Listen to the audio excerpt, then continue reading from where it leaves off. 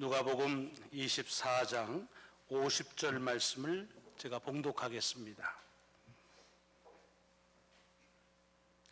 예수께서 그들을 데리고 베다니 앞까지 나가사 손을 들어 그들에게 축복하시더니 아멘, 아멘. 보시는 것처럼 우리는 지금 누가복음을 통한 하나님의 깨달음을 얻는 그 마지막 부분에 저희들이 접하고 있습니다. 오늘로 세물해 보니까 329번째 누가복음을 통해서 주는 말씀의 은혜를 같이 나누고 있습니다. 주님의 승천에 관한 아주 간략한 말씀을 누가는 전하고 있습니다. 어떻게 보면 좀 섭섭하리만큼 승천에 대해서 아주 짤막하게 전하고 있는 부분인데, 사실은 이것은 누가에게 있어서 관심이 그리 많지 않아서가 아니라, 아시는 대로 누가는 누가복음과 더불어서 또 한 권의 책인 사도행전을 기록했습니다. 사도행전에 보면 이 누가복음에 있는 이 예수 그리스도의 승천에 관한 이야기가 조금 더 자세하게, 조금 더 구체적으로 명시되어 있는 것을 봅니다. 그러니까 아마 두 책을 쓰면서 한 책에 조금 더 많은 분량을 거기에 중시하면서 한쪽에는 간략하게 예시하는 것으로 그렇게 쓰여졌다, 그렇게 우리가 볼 수가 있습니다. 특별히 이 50장에 보면은 이 본문의 말씀이 예수께서 그들을 데리고 베다니 앞까지 나가셨다고 되어 있는데, 이렇게 보면 그냥 지금 49절로 계속 이어지는 말씀입니다. 물론 계속 본문은 이어지지만 사실은 49절과 50절에서의 시간적인 좀 차이가 있는 듯합니다. 사도행전을 보면은 이렇게 주님이 부활하셔서 제자들에게 나타나신 때와 주님께서 제자들을 보는 데에서 승천하신 때와는 약 40일의 시간적인 그런 그 차이가 있다. 40일 동안 함께 하셨다고 하는 것을 볼 수가 있습니다. 제가 오늘 이 50절에 있는 말씀을 처음 대면하면서 말씀을 들으려고 이렇게 귀를 기울이면서 맨 처음에 제 마음에 크게 들린 것은 축복이라는 것입니다. 매우 그것도 귀한데 말씀을 또 듣고 또 들으면서 자꾸만 제게 있어서 크게 들려지는 것은 베다니 앞까지라고 하는 말이 크게 들려졌습니다. 한 번도 제가 베다니 앞까지라고 하는 말 가지고서 그렇게 크게 말씀을 들은 기억이 별로 없습니다. 저는 그냥 베다니 앞까지 그래서 그냥 베다니라고 생각을 했는데, 여러분 아시는 대로 누가는 과학자입니다. 의사입니다. 그래서 가능하면 누가복음 처음에 서두에도 얘기했지만 자세하게 아주 구체적인 데이터를 가지고 복음을 전하겠다고 했습니다. 그렇다고 한다면 그냥 베다니라고 말하지 않고 베다니 앞까지라고 얘기한 말은 무슨 뜻일까 하는 것이 궁금해지지 않을 수가 없습니다. 성경을 보고 원어를 봤더니 영어 번역에 이런 번역들이 많아요. As far as 베다니라는 말입니다. 그러니까 베다니에 갈 만큼이라는 뜻이고, 어떤 성경에는 vicinity라고 그렇게 번역이 됐더라고요. 주변이다, 그런 뜻이죠. 그러니까 이 베다니라고 하는 것이 예루살렘과 어느 만큼 떨어져 있냐면 대개 그저 한 1마일 내외라 그렇게 말합니다. 제가 가서 정확하게 둘 다 가보긴 했지만 재보진 않았어요. 근데 왜 그렇게 얘기를 하느냐 하면, 사도행전에 주님께서 승천하신 다음에 제자들이 예루살렘으로 다시 돌아오는데 그 거리가 안식일에 걷기에 알맞은 거리라 그렇게 말합니다. 보통 유대인들이 안식일에 많은 것을 여행을 금합니다. 다만 생활하는 데 있어서 아주 걷지 않을 수는 없으니까 한 1마일 정도를 허용하는데 그 허용치에서 얘기를 하고 있는 것입니다. 그런데 그 사도행전에 보면은 예수님께서 승천하신 곳을 감람원이라고 그렇게 말합니다. 제자들이 감람원이라 하는 산으로부터 예루살렘에 돌아왔다고 되어 있습니다. 그리고 감람원을 얘기할 때 누가복음 19장에 보면은 그곳에 있는 마을 두 개가 거기에 이름이 나오는데 벳바게와 베다니에라고 하는 말이 있습니다. 그러니까 사실은 감람산, 산이라고 말하지만 높은 산이 아니에요. 그래서 우리 번역에 보면 감람원이라 그렇게 정원할 때 그 원을 씁니다. 그러니까 야드막한 야산이지요. 조금 정원으로 말하면 크고 산으로 말하기는 아주 조금 좁은 작은 그런 정도의 규모입니다. 그러니까 그 산깃을 자락에 있는 그런 베단인데 그 속에 서쪽으로 조금만 오면 이제 예루살렘에 닿는 그런 접경입니다. 왜 베다니 앞까지 가셨을까? 또 그게 궁금해지는 거예요. 그러니까 베다니 앞까지라는 말 속에는 다분히 감람원에 가셨다는 말이 이제 그 속에서 찾을 수가 있는데 그럼 왜 거길 가셨을까? 오늘 본문에는 제자들을 축복하기 위해서 가셨습니다. 근데 축복을 하러 왜 꼭 거길 가셔야만 했을까 하는 거지요. 지금 예루살렘에 있는데, 그리고 예루살렘에서 떠나지 말라고 하셨는데 그 성에 머물라고 하는 그곳에서 거기서 축복하시면 될 터인데 왜 굳이 제자들을 데리고서 감람원 베다니 근처까지 가셨는가 하는 겁니다. 거기가 뭐 요즘 말로 하면은 좀 그 축복의 영빨이 센 데인가, 뭐 그렇진 않을 겁니다. 또 하나님께서 그리스도를 통해서 어떤 특정한 장소에서만 하나님의 축복의 권세가 좀 강하게 오나, 그렇지도 않을 것입니다. 예수 그리스도께서 축복하시는데 시간이나 장소의 구애를 받으시나 절대로 그런 분이 아니시거든요. 언제나 어디서나 하나님의 주권적인 역사를 이루시는 분이 주님이십니다. 그런데 그럼에도 불구하고 왜 베다니 그 앞까지 감람원으로 가셨을까 하는 것입니다.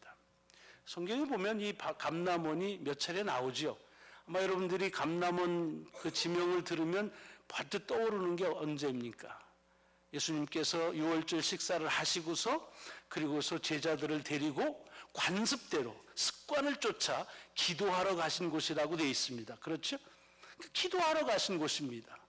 또 그거보다 조금 더 마가복음이나 마태복음에 보면은 이 감람원이라고 하는 것은 예수님께서 일주일인지 얼마인지 모르지만 마지막 삶의 부분을 예루살렘에서 하나님 나라의 말씀을 선포하시면서 가르치시면서 거기서 나오셔서 그래서 가서 묵으셨던 곳입니다.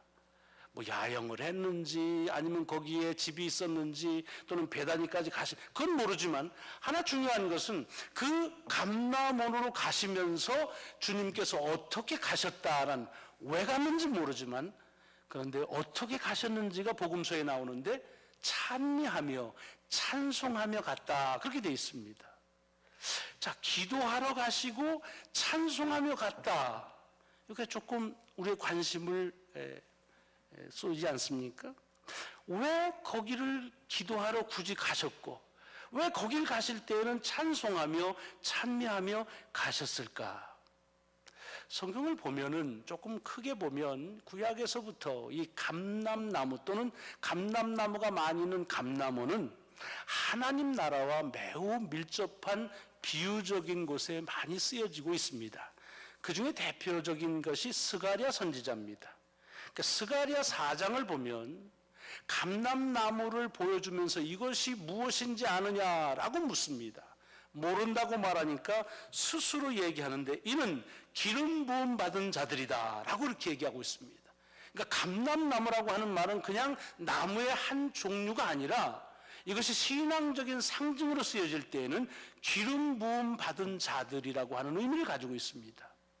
스가랴를 조금 더 읽어서 14장까지 가보면은 이 감람나무가 많이 모여있는 감람원에 대해서 얘기하는데 그 스가랴 선지자는 이 감람원을 뭐라고 말하냐면 여호와의 날에 여호와께서 임하실 곳으로 예언된 곳으로 봅니다.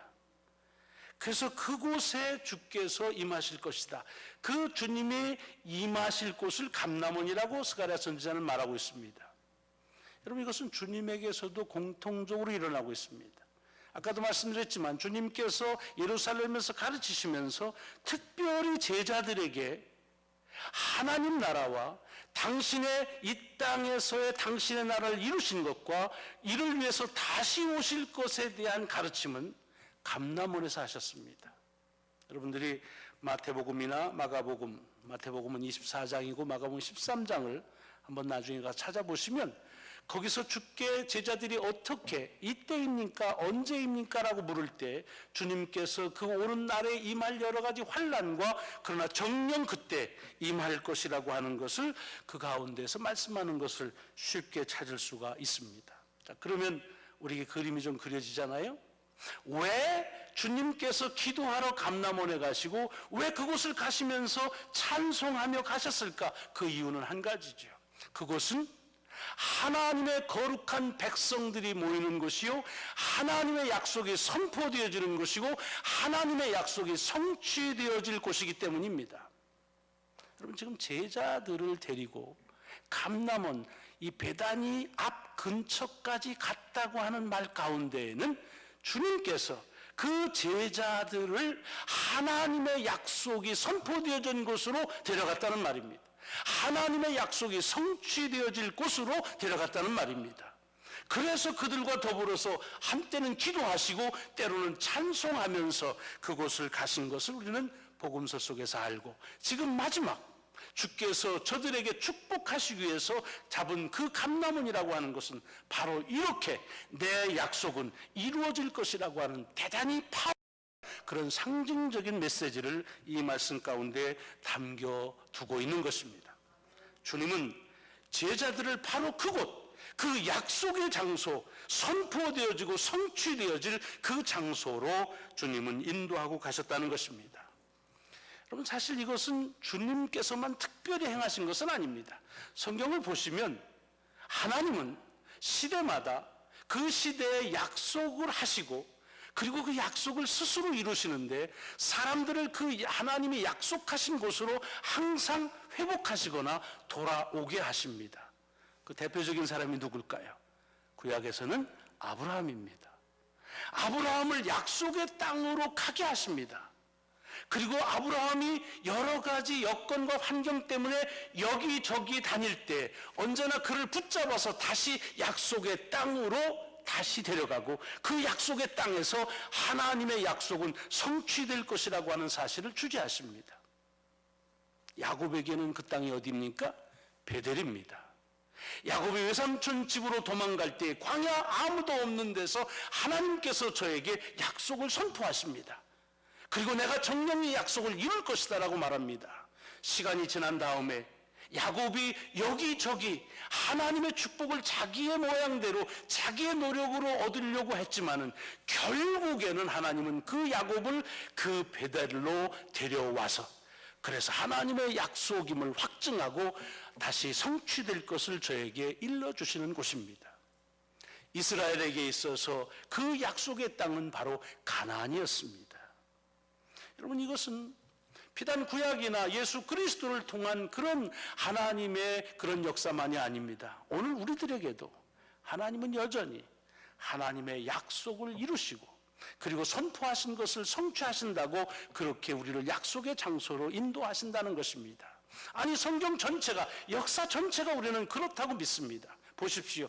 창세기에서 하나님은 사람을 지으시고 축복하시겠다고 약속하시고 선포하십니다. 그러나 사람들이 하나님의 약속을 신뢰하고 따르지 않아서 여러 가지의 역사들을 거듭하다가 결국 그 역사는 어떻게 마무리가 됩니까? 요한계시록에 보면 그 약속이 약속한 대로 이루어지는 것을 새하늘과 새 땅으로 새 예루살렘이라고 말하지만 결국은 하나님의 약속이 약속대로 이루어지는 곳으로 인도하신다는 사실을 일목요연하게 성경 속에서도 우리에게 말씀하고 있는 것입니다. 여러분, 그렇기 때문에 주님은 지금 제자들을 바로 그곳으로, 그 약속, 행여라도 잊을 수 있었는 그 약속한 곳으로, 선포한 곳으로, 성취될 곳으로 인도하고 가시는 것입니다.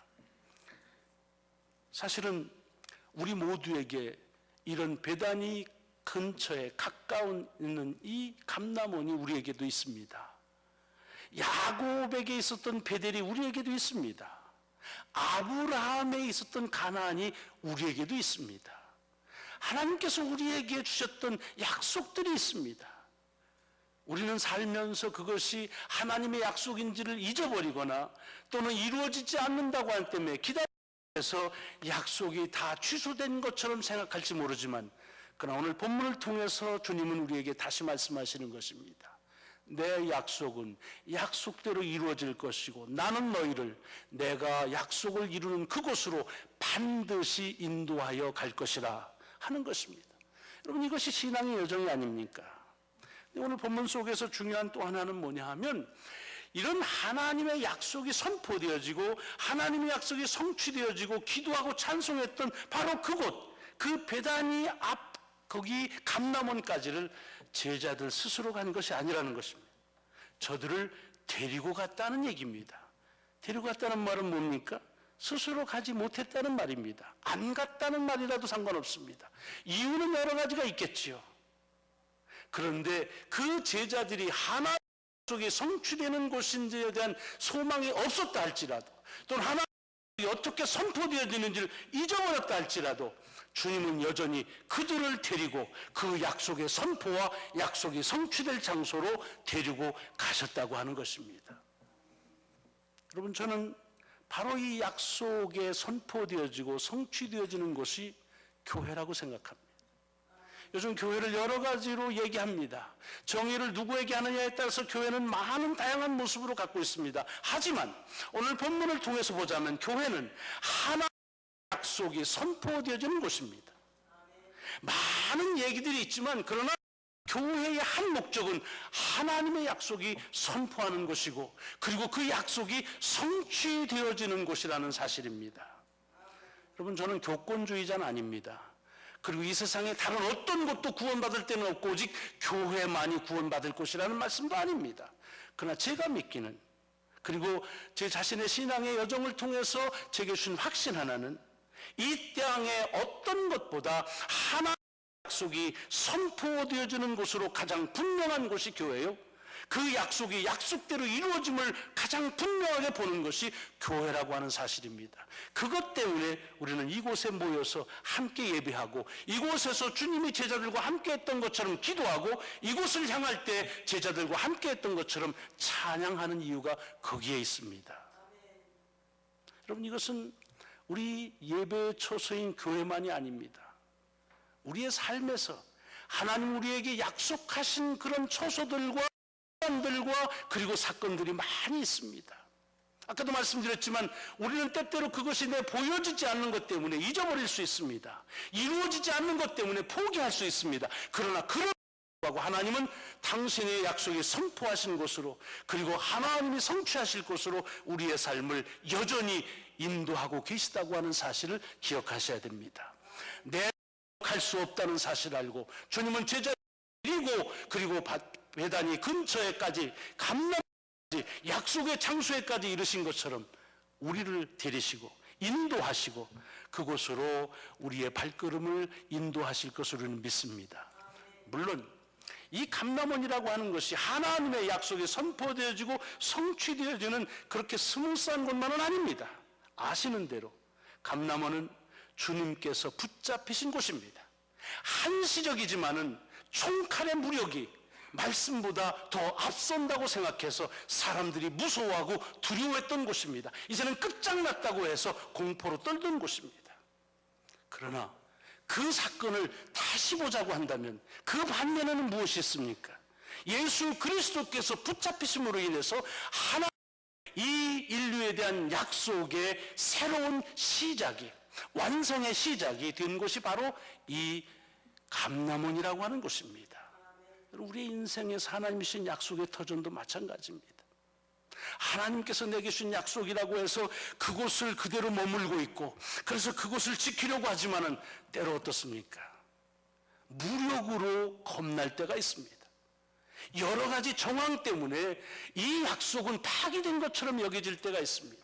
그런 약속들은 더 이상 효력이 없다고 실망할 때가 있습니다. 그러나 여전히 주님은 바로 그 붙잡혀서 도망갔던 제자들을, 그래서 무서워했던 그곳으로 주님은 다시 그들을 데리고 가시는 것입니다. 왜? 무서운 곳에 가서 이곳이 무섭지 않다는 걸 보여주기 아닙니다. 행여 무서운 하나님의 약속을 약속으로 보지 못했던 것, 다시 약속으로 보라는 것입니다.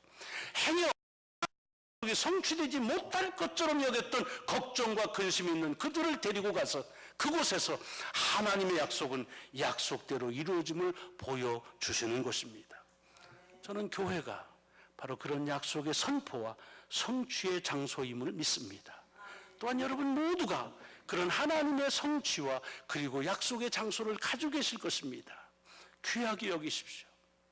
그리고 또 한 가지는 지금 몇 주 동안 계속해서 우리에게 주는 말씀입니다.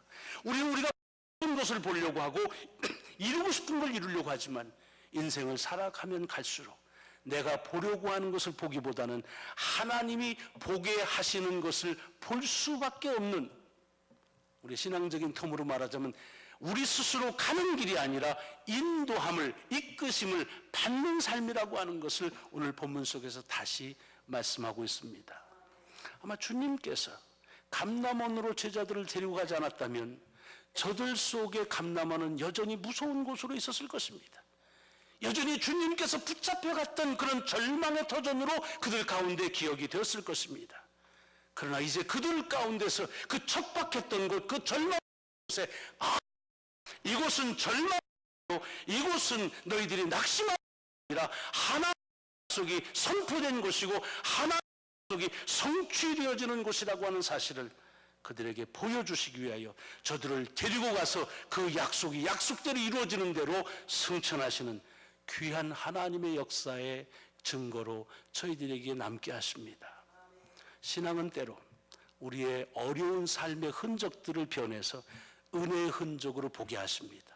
신앙은 우리에게 삶에 낙심되어지는 때를 그것이 하나님의 다른 성취였다고 고백하게 그렇게 만드십니다. 하나님의 역사가 오늘도 우리에게 앞서시면서 성취하는 곳으로 향하여 인도하심을 믿으시면서 주님과 동행하는 저와 여러분이 되시기를 주의 이름으로 축원합니다. 기도하시겠습니다.